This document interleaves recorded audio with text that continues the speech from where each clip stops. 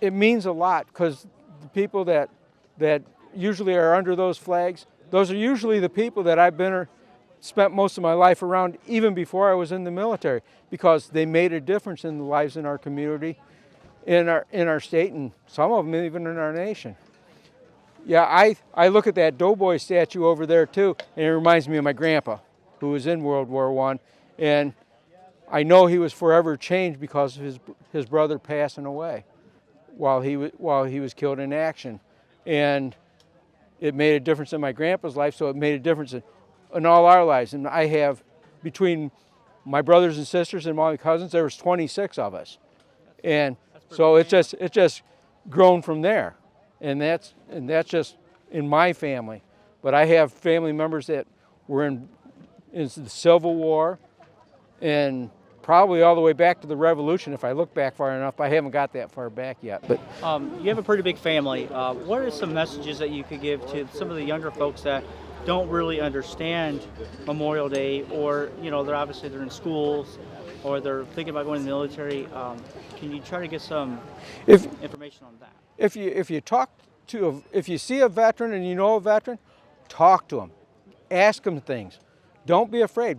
We're happy to let you know about our service and what we got to do. I was very, very fortunate in what I got to do. I was in charge of education and training, among other things that I did. And so I was talking to everybody that came in and finding out things about them to help them in their travels and in their journeys as people in the military. But if you don't ask, you won't know.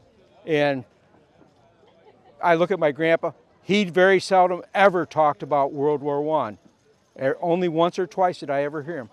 But we need to get those stories out, because the students today don't really know what it means to be an American until you leave this country and go somewhere else. And not always the good places like Paris or London, but some of the out-of-the-way places.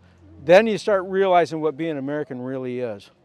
And it's an awesome responsibility when you're outside of this country representing this country, because that's what this uniform does. It doesn't matter where you go. You're representing the United States, and you always want to represent it well. And I've always tried. Can I get some words of encouragement to get some people to enlist in the military if they're thinking about it? Some words of encouragement. I spent 30 years in the military. It's not for everybody, but if you're thinking about going to college but you don't have the money, go in the military. They have student loan repayment programs. They have tuition assistance, which makes it a little bit easier to take care of.